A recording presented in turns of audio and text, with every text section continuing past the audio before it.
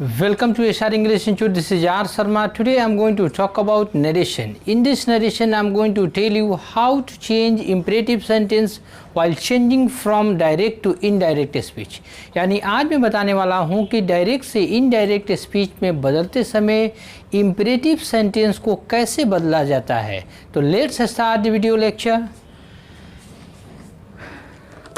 First of all I would like to tell you the concept of imperative sentence. यानी सबसे पहले मैं imperative sentence के concept को बताना चाहूँगा. तो ध्यान दें, imperative sentence always begins with V1 यानी first form of the verb. यानी इम्परेटिव सेंटेंस हमेशा वर्ब के पहले रूप से शुरू होता है.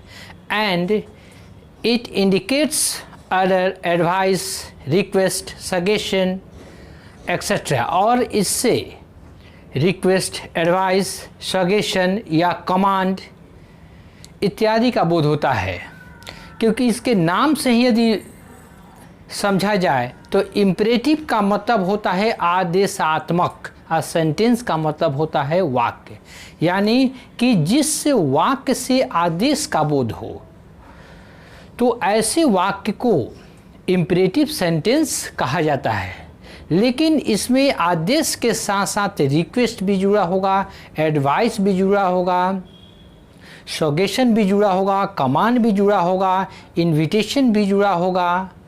यानी ये सभी इनमें यानी वाक्यों के सेंस में होते हैं. तो हमें इसमें सबसे महत्वपूर्ण बात ये होता है डायरेक्ट से इनडायरेक्ट स्पीच बनाते समय कि यदि रिपोर्टेड स्पीच में इम्परेटिव सेंटेंस दिया हो तो उस सेंटेंस के सेंस को स्पष्ट करना होता है कि वो ऑर्डर का बोध करा रहा है कि एडवाइस का, कि सजेशन का, कि रिक्वेस्ट का.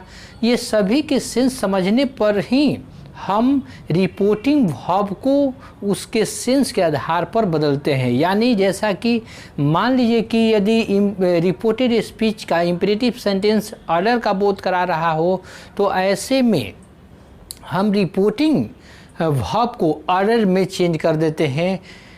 इसी तरह यदि एडवाइस का बोध करा रहा हो तो एडवाइस में बदल देते हैं. तो इस तरह के सेंस को समझना पड़ता है, तभी हमें अच्छी तरह बदलना होगा. तो ध्यान दें, बोर्ड पर मैं इसे 1 बाय 1 कर सेंटेंस के माध्यम से समझा रहा हूँ.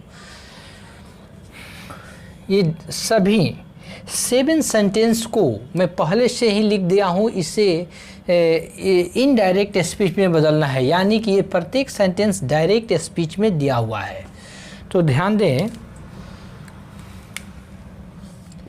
डायरेक्ट स्पीच में है तो इसे हमें इनडायरेक्ट स्पीच में बदलना है. इनडायरेक्ट स्पीच में जब बदलेंगे तो हमें सबसे पहले स्पष्ट करना होगा रिपोर्टेड स्पीच के सेंटेंस को. तो मैंने पहले ही इन कंसेप्ट को बता चुका हूँ कि रिपोर्टिंग स्पीच और रिपोर्टेड स्पीच कौन सा है. तो जो डबल इन्वर्टेड कॉमा के अंदर में सेंटेंस रहता है उसे रिपोर्टेड स्पीच कहते हैं, और जो डबल इन्वर्टेड कॉमा के पहले वाले सेंटेंस होता है, यानी वो जो डबल इन्वर्टेड कॉमा के बाहर सेंटेंस होता है, उसे रिपोर्टिंग स्पीच कहा जाता है. तो हमें स्पष्ट करना है रिपोर्टेड स्पीच के सेंटेंस के सेंस क्या कह रहा है. तो ध्यान रखें, यह कह रहा है कि bring a glass of water, एक गिलास पानी लाओ. तो यह यानी इस सेंटेंस से यह बोध हो रहा है कि कोई आदेश दे रहा है. इसके अलावा आप पहले भी सेंटेंस से आप कुछ हिंट ले सकते हैं. जैसे officer said to him, officer ने उससे कहा. तो ऑफिसर यानी कि वो कोई बड़ा पदाधिकारी है, यानी ऊंचे पोस्ट का व्यक्ति है, और किसी अन्य व्यक्ति यानी छोटे व्यक्ति से कहने का यहाँ सेंस लग रहा है. इसका मतलब कि अपने से छोटे व्यक्ति को वो ऑर्डर देगा. तो यहाँ यह रिपोर्टेड स्पीच से ऑर्डर का बोध हो रहा है. तो अब इसी सेंस पर हम रिपोर्टिंग वर्ब को बदलेंगे ऑर्डर में. यानी यदि रिपोर्टिंग वर्ब प्रेजेंट में हो तो ऑर्डर या ऑर्डर्स में बदलेंगे, यदि पास्ट में हो तो ऑर्डर में बदल देंगे. जैसा कि सब्जेक्ट जो रहता है डायरेक्ट स्पीच के सेंटेंस में वो सीधे उतर जाता है, रिपोर्टिंग स्पीच में तो सीधे उतार दिए सेड है, और यहाँ पर ये ऑर्डर का बोध करा रहा है, एक गिलास पानी लाओ, तो यहाँ पर यह सेड पास्ट टेंस में है, तो ऑर्डर का रूप यहाँ भी पास्ट में ही होगा, यानी कि वर्ब के दूसरे रूप फॉर्म में होगा, क्योंकि रिपोर्टिंग वर्ब पास्ट यानी V2 रूप में है। तो ORDERED ऑर्डर, और टू हट जाता है ऑर्डर के बाद में, तो डायरेक्ट जो ऑब्जेक्ट होगा उतरता है। और एक ख़ास बात समझिएगा कि जब भी हम इम्परेटिव सेंटेंस को ज्वाइन करते हैं या जोड़ते हैं रिपोर्टिंग स्पीच से, तो ये इम्परेटिव सेंटेंस हमेशा, मैंने पहले ही बताया कि V1 वर्ब के पहले फॉर्म से शुरू होता है। तो किसी भी वर्ब को जोड़ने के लिए उसमें टू जैसे प्रीपोजिशन का इस्तेमाल कर उस सेंटेंस को यानी अन्य सेंटेंस को जोड़ा जाता है। तो यहाँ पर हमारा यहाँ वर्ब है ब्रिंग, तो इसलिए टू का ही प्रयोग होगा हमेशा किसी भी इम्परेटिव सेंटेंस में। ध्यान रखें, यदि वर्ब आता है ऐसे इम्परेटिव सेंटेंस तो वर्ब से शुरू होगा ही, तो उसे टू से जोड़ें, तो टू का प्रयोग कर दिए जोड़ने के लिए, और सीधे सेंटेंस को उतार देंगे। इसमें कोई बदलने वाला कोई ऐसी बात नहीं है। यदि कोई ऐसा पर्सन दिया होता तो उसे SON के नियमानुसार हम लोग बदलते, यानी फर्स्ट पर्सन सब्जेक्ट के अनुसार, सेकंड पर्सन ऑब्जेक्ट के अनुसार, थर्ड पर्सन नो चेंजिंग। बाकी यदि इसमें देखा जाए तो ये ग्लास थर्ड पर्सन है, वाटर थर्ड पर्सन है, प्रीपोजिशन है, सब उतर जाएगा, और वर्ब से शुरू है तो BRING bring a glass of water. उम्मीद करता हूँ कि आपको क्लियर हो गया होगा, यानी कि यहाँ वर्ब हो रहने के कारण हमारा टू का प्रयोग हुआ, यानी इसमें अन्य की तरह, अन्य असर्टिव या इंटरोगेटिव सेंटेंस की तरह डैट या इफ या वेदर या आपको WH क्वेश्चन वर्ड का प्रयोग कंजक्शन के रूप में नहीं किया जाएगा, केवल टू का प्रयोग किया जाएगा। तो बहुत ही आसान है, केवल समझने की बात है। अब नेक्स्ट सेकंड जो सेंटेंस है, इसे इनडायरेक्ट स्पीच में बदलना है, तो ध्यान रखिए। द प्यून से टू मैनेजर, कह रहा है कि प्यून ने मैनेजर से कहा, तो यानी प्यून कहता है मैनेजर को, grant me leave for 5 days please. अब वहाँ पर प्लीज़ आ जाने से देखिए स्पष्ट हो गया, या काइंडली आ जाने से सेंटेंस में स्पष्ट हो जाता है कि वह रिक्वेस्ट का बोध करा रहा है। और ऐसे भी प्यून है और मैनेजर से कह रहा है, यानी मैनेजर से वो रिक्वेस्ट करेगा, किस लिए कि यहाँ पर जो दिया है grant me leave for 5 days, यानी 5 दिनों की छुट्टी लेने के लिए या छुट्टी की अनुमति लेने के लिए वो आग्रह कर रहा है, रिक्वेस्ट कर रहा है। तो इसलिए यहाँ पर हमारा रिपोर्टेड स्पीच का सेंटेंस रिक्वेस्ट का सेंस दे रहा है, तो हम रिपोर्टिंग वर्ब को रिक्वेस्ट में बदल देंगे। तो द प्यून सेड दिया है, तो यहाँ पर रिक्वेस्ट यानी पास्ट में बदल जाएगा, तो REQUESTED रिक्वेस्टेड, और टू हट जाएगा द मैनेजर। यानी जनरली यही मान लीजिए कि इनडायरेक्ट स्पीच में जब भी हम बदलते हैं तो उसमें दिए गए टू को हटा दिया जाता है, तो टू हट गया। हालांकि जितने भी हम लोग सेंटेंस देखे ऐसा ही करते आ रहे हैं, टू हम लोग इनडायरेक्ट स्पीच में हटा दे रहे हैं मैनेजर। और डबल इन्वर्टेड कॉमा के बदले में हमें अलग से कुछ जोड़ने की ज़रूरत नहीं है, यहाँ पर हमें केवल एक ही चीज़ से जोड़ा जाएगा, प्रीपोजिशन टू, जो आप ये भी मान सकते हैं कि यहाँ पर कंजक्शन का भी कार्य कर रहा है, प्रीपोजिशन का भी कार्य कर रहा है, क्योंकि ग्रांट मैंने देना होता है, यहाँ वर्ब है, तो ग्रांट यहाँ देंगे।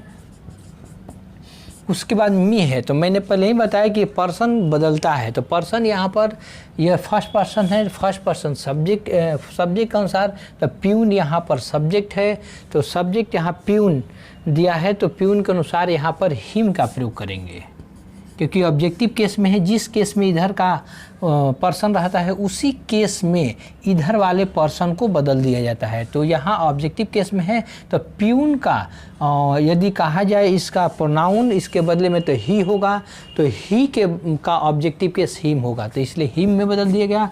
और बाकी लिव फॉर 5 डेज, और प्लीज़ जो था वो रिक्वेस्ट के अंदर में ही सेंस एडप्ट कर लिया, यानी कि उसी में इंक्लूड हो गया। इसका मतलब है कि अब प्लीज़ को लिखना ज़रूरी नहीं है।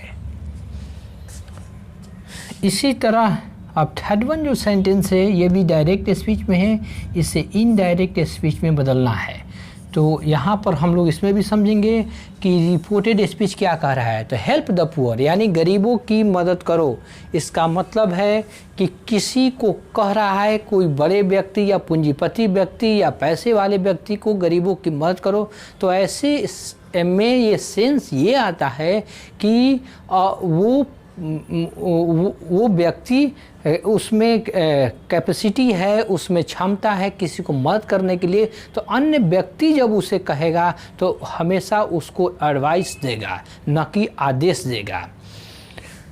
तो इसमें एडवाइस का बोध हो रहा है, इसलिए हम लोग इसको रिपोर्टिंग वर्ब से को ADVISED एडवाइस में बदल देंगे। टू हट जाएगा मी, डबल इन्वर्टेड कॉमा के बदले में कह सकते हैं यहाँ पर टू का प्रयोग करेंगे, क्योंकि सेंटेंस हमारा वर्ब से शुरू है। इंपेरेटिव सेंटेंस हमेशा वर्ब से शुरू होता भी है। और हेल्प द पुअर, तो ये सीधा उतर जाएगा हेल्प द पुअर, इसमें कोई बदलाव नहीं किया जाएगा। इसी तरह नेक्स्ट वन जो सेंटेंस यानी 4-1, द प्रिंसिपल से टू द स्टूडेंट, प्रिंसिपल ने स्टूडेंट से कहा। ध्यान रखिए, प्रिंसिपल कह रहा है स्टूडेंट से यानी छात्रों से डोंट मेक नॉइज, हल्ला मत करो। तो यहाँ पर प्रिंसिपल हमेशा ध्यान रखिएगा अपने स्टूडेंट यानी शिक्षक के रूप में ही उसे समझिए। तो वो शिक्षक अपने स्टूडेंट को ऑर्डर देता है, तो यहाँ पर एरर का बोध होगा, यानी कि डोंट मेक नॉइज एरर का बोध हो रहा है। हालांकि इससे हमारा किसी कार्य को करने से रोकने का भी सेंस व्यक्त हो रहा है, यानी कि उस समय हम फॉरबिड का भी प्रयोग कर सकते हैं या प्रोहिबिट का भी प्रयोग कर सकते हैं। यहाँ पर जनरली हम लोग एरर का प्रयोग कर बनाएं, क्योंकि यहाँ पर ज़्यादा सेंस अच्छा होगा कि आदेश दे रहा है। यहाँ प्रिंसिपल और स्टूडेंट के बीच का संबंध है। The principal ordered the students। अब देखिए डोंट मेक नॉइज, यहाँ पर नोट का सेंस दिया है, एक वर्ब डू एक्जुअली वर्ब के रूप में कार्य कर रहा है, क्योंकि don't make noise, come here, go there, ये सभी सेंटेंस है। Bring a glass of water, grant me leave for 5 days, ये सभी सेंटेंस जो हैं ये सभी प्रेजेंट इंडेफिनिट टेंस में है, यानी कि imperative sentence is use in present indefinite tense, यानी कि द वर्ब का जो फॉर्म है हमारा वो प्रेजेंट में होता है, क्योंकि इस यानी कि इंपेरेटिव सेंटेंस का जो भी वर्ब से शुरू होता है सेंटेंस, वो सेंटेंस V1 से शुरू होता है और V1 के पहले सब्जेक्ट यू छिपा होता है और यू पुलर रूप है, इसलिए हमेशा वर्ब V1 से शुरू होता है। तो हमारा सब्जेक्ट पुलर होता है तो वर्ब V1 लगाया जाता है, सब्जेक्ट सिंगुलर होता है तो V5 लगाया जाता है। इसलिए अब स्पष्ट हो गया कि प्रेजेंट इंडेफिनिट टेंस में हमेशा इंपेरेटिव सेंटेंस रहता है। अब यहाँ समझिए कि डोंट मेक नॉइज कर रहा है तो नॉट आ गया, तो नॉट के कंडीशन में जब हम इंपेरेटिव सेंटेंस को जोड़ते हैं तो पहले नॉट को लेते हैं तब टू का प्रयोग करते हैं, क्योंकि एक्जुअली वर्ब हमारा ये सेंटेंस जो है इंटरोगेटिव की तरह डू डज का प्रयोग किया जाता है, यानी कि जब भी इंटरोगेटिव या नेगेटिव सेंटेंस यानी किसी भी प्रेजेंट इंडेफिनिट टेंस के सेंटेंस को इंटरोगेटिव या नेगेटिव का प्रयोग किया जाता है तो उसमें डू या डज का प्रयोग अलग से कर दिया जाता है। और वो उसी सेंटेंस को जब हम लोग यानी कि इंटरोगेटिव या नेगेटिव सेंटेंस इंटरोगेटिव सेंटेंस को यदि हम इसे इनडायरेक्ट स्पीच में बदलते हैं तो उसे असर्टिव सेंटेंस में बदल दिया जाता है। तो पहले हमारा डू आया है, इसलिए ऐसा लग रहा है कि यानी कि यह सेंटेंस इंट्रोगेटिव की तरह पूछा गया है यहाँ पर, यानी डोंट मेक अनवाइज।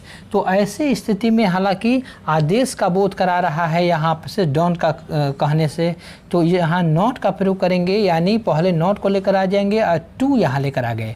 अब आगे यहाँ पर टू लेकर तो डू या डज को हटा दिया जाता है, क्योंकि सेंटेंस हमें असर्टिव में बदलना है, यानी मेक अ नॉइस और फुल स्टॉप।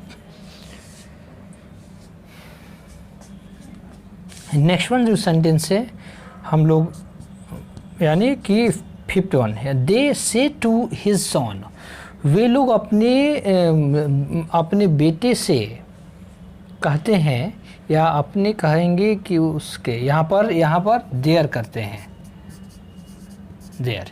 वे लोग अपने बेटे से या बेटों से कहते, यानी कहे या कहते थे कि be quiet and listen to my words patiently, यानी ये कह रहा है कि बी क्वाइट यानी काफ़ी चुप रहो, शांत रहो, और मेरे जो वर्ड्स हैं, वर्ड्स का यहाँ सेंस है वाक्य या कोई बात, मेरी बातों को ध्यान से, या पेशेंसली का यहाँ सेंस हुआ कि धैर्यपूर्वक सुनो। तो यहाँ पर जो बात निकल कर आ रही है रिपोर्टेड स्पीच से, वह बात यह है कि इसमें एडवाइस का बोध हो सकता है, तो ज़्यादा एडवाइस को ही प्रेफरेंस देंगे यहाँ पर वर्ब के रूप में, क्योंकि वो अपने बच्चे को कह रहे हैं, दे ADVIACD एडवाइस्ड देयर सन्स, और यहाँ वाक्य को जोड़ना है तो टू जोड़ेंगे, टू का प्रयोग करेंगे, to be quiet and listen to. अब देखिए फर्स्ट पर्सन, यहाँ पर फर्स्ट पर्सन है माई, तो फर्स्ट पर्सन सब्जेक्ट के अनुसार, तो सब्जेक्ट हमारा दे यहाँ दिया हुआ है, तो वहाँ पर उसी केस में दे को बदलेंगे। तो यहाँ ये सब्जेक्टिव केस में है, तो इसे पोसेसिव केस में बदलना होगा, क्योंकि ये माई पोसेसिव केस में है। तो जो केस में यहाँ का पर्सन रहता है उसी केस में इधर का बदला जाता है। तो दे का पोसेसिव केस देयर होगा, words PATIENTLY patiently. Next, Rajesh से to Suresh, would you like to have a cup of coffee with me. कह रहा है कि राजेश ने सुरेश से कहा कि वुड यू लाइक, क्या आप पसंद करेंगे, to have a cup of coffee with me, मेरे साथ एक कप चाय पीना। यानी राजेश ने सुरेश से कहा कि क्या आप एक कप कॉफ़ी मेरे साथ पीना पसंद करेंगे या लेना पसंद करेंगे।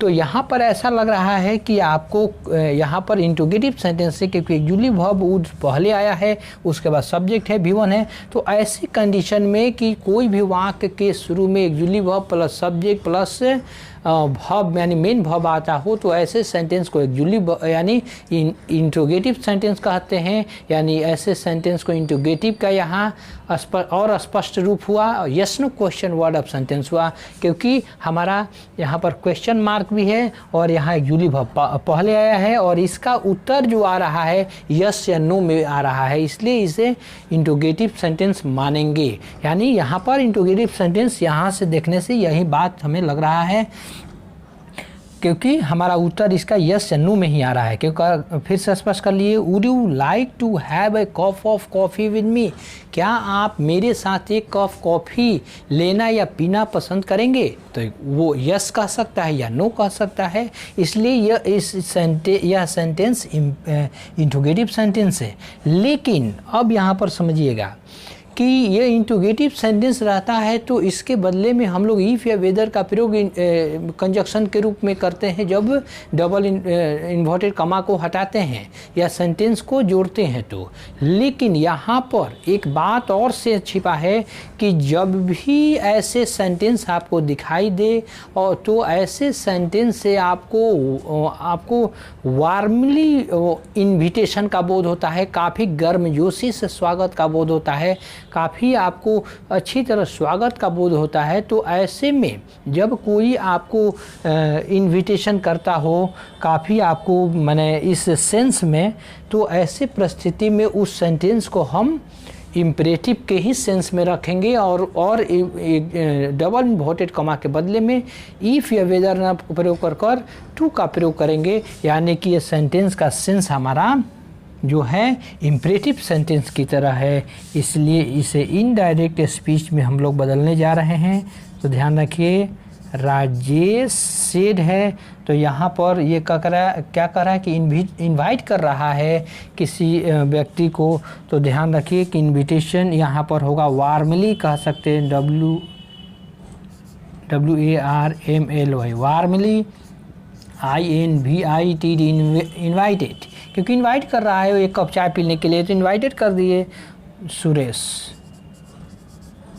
अब यहाँ पर देखिए वुड यू लाइक, ये उसका कहने का एक रिक्वेस्ट या उसको इनविटेशन करने का एक तरीका था। ऐसे में एक आपको पोलाइट रिक्वेस्ट होता है ऐसे सेंस में, तो इसमें का वुड यू लाइक को हटा देते हैं और डायरेक्ट वर्ब जहाँ से टू का प्रयोग हुआ है उसे हम लोग लेते हैं।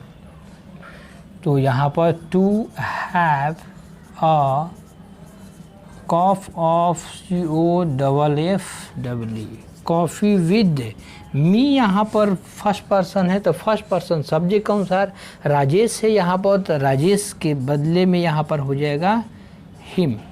ऑब्जेक्टिव केस में है तो जिस केस में इधर का पर्सन रहता है उसी केस में इधर के पर्सन को ट्रांसफ़र कर देता है, यानी बदल दिया जाता है। उम्मीद करता हूँ कि आपको ये बात क्लियर हो गया हुआ। नहीं तो एग्ज़ाम में ऐसे यदि सेंटेंस मिल जाता है तो बहुत लोगों को दिक्कत होती है समझने में, उसके सेंस को समझने में, क्योंकि स्ट्रक्चर हमारा इंटरोगेटिव की तरह है, इंटरोगेटिव पर निश्चित रूप से है। तो ऐसे में अधिकतर लोग इफ़ या वेदर का प्रयोग यहाँ कर बना देते हैं, तो ऐसे परिस्थिति में गलत हो जाएगा। तो यही ध्यान रखेंगे, जब भी पोलाइट रिक्वेस्ट का बोध हो या पोलाइट इन्विटेशन का बोध हो, तो यानी कि नर्म आपको कोई आपको रिक्वेस्ट कर रहा हो, काफ़ी आपको बुलाने को वो हृदय से रिक्वेस्ट कर रहा हो, दिल से वो रिक्वेस्ट कर रहा हो, तो ऐसे स्थिति में वहाँ पर उस सेंटेंस को इम्परेटिव को मानकर चलना है और वुड यू लाइक ऐसे सेंटेंस में लगा होगा। ध्यान रखिए। अब यह सेंटेंस है डोंट स्मोक, इसको भी ध्यान से रखिएगा, यह सेंटेंस बहुत महत्वपूर्ण है। यह कह रहा है कि डोंट स्मोक यानी कि धूम्रपान मत करो। यहाँ पर कई सेंस हो सकता है, किसी को आदेश भी दे सकता है, यहाँ पर यह एडवाइस भी दे सकता है, यहाँ पर मना करने का भी सेंस दे सकता है। तो इसको किसी तरह से भी हम टूल भी सिंपली बना सकते हैं। तो देखिए हम लोग दो तीन तरह से बनाएंगे। ध्यान रखिए, सी सेड है तो इसको हम लोग बना रहे हैं फॉरबिड से। फॉरबिड मैंने मना करना, FORBAD, फॉरबिड, V2 रूप है फॉरबिड मी। अब यहाँ पर फॉरबिड का प्रयोग हुआ तो यहाँ टू का प्रयोग होगा। टू यानी कि डबल इन्वर्टेड कॉमा के बदले में ऐसे में टू का ही प्रयोग होता है। और फॉरबिड ध्यान रखिए, फॉरबिड माने मना करना होता है, तो यहाँ पर डोंट अपने आप को ले लिया, डोंट, डू नॉट इसी में इंक्लूड हो गया। फॉरबिड माने मना करना, डू नॉट माने मत होता है, तो मत यहाँ हो गया कि मत, तो यहाँ दोनों यहाँ से डोंट हट जाएगा तो हमारा स्मोक बचा।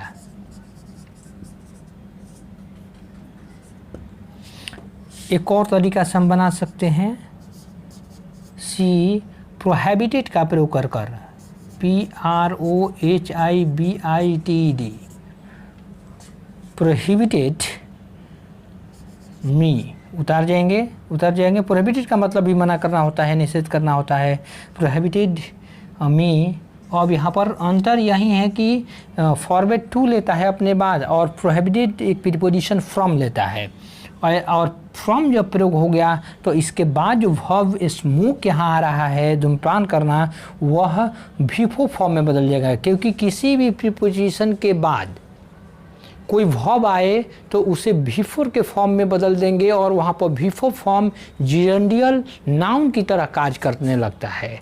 तो यहाँ स्मोक का हो जाएगा SMOKING, स्मोकिंग, यानी सिर्फ प्रोहिबिट मी फ्रॉम स्मोकिंग, इसको ये भी कह सकते हैं यदि किसी को आदेश यानी एडवाइस भी कर सकता है कि तुम ऐसा मत करो, धूम्रपान मत करो, एडवाइस भी हो सकता है। तो ऐसे में हम लोग एडवाइस भी बना सकते हैं, ADVISED, एडवाइस्ड मी। और यहाँ पर जब एडवाइस का प्रयोग कर दिए तो एडवाइस में हमारा यहाँ पर ध्यान रखिए, इसमें भी डोंट छिपा था फॉरबिड में, इसलिए डोंट साफा हट गया। यहाँ भी ध्यान रखिएगा एडवाइस जो वर्ड है, एडवाइस में डोंट नहीं है, यानी ये सलाह दे रहा है, तो इसलिए नॉट का सेंस रखना पड़ेगा। तो हम लोग नॉट पहले लेकर आते हैं तब टू का प्रयोग करते हैं। और कभी भी एक जुली वर्ब पहले लगा होता है किसी वाक्य में, यानी किसी का मतलब होता है प्रेजेंट इंडेफिनिट टेंस में, तो वहाँ जुली वर्ब हट जाता है इनडायरेक्ट स्पीच में बदलते समय, तो टू हट जाएगा और हमारे पास नॉट आ ही गया और स्मोक बचा। इसे हम लोग टूल से भी बना सकते हैं सिंपली यदि कहा जाए तो, लेकिन ये सारा ये तीनों जो सेंटेंस है इसके सेंस पर ये ज़्यादा थोड़ा इफ़ेक्टिव समझा जाएगा एग्ज़ाम में। तो ध्यान रखें, ये आपका कंसेप्ट है इम्पेरेटिव सेंटेंस को बनाने के लिए। मैं उम्मीद करता हूँ कि आप सभी को अच्छी तरह ये समझ में आ गया होगा। यदि किसी प्रकार का दिक्कत हो तो आप अपने वीडियो लेक्चर के कमेंट बॉक्स में नीचे जा कर के अपने जो भी प्रॉब्लम है उसे हमें लिखकर भेजें। हम प्रयास करेंगे कि सभी का उत्तर डिटेल में भेजें। तो thank you for watching this video. यदि आप लोगों को वीडियो पसंद आया हो तो इसे लाइक, सब्सक्राइब तथा शेयर करना ना भूलें।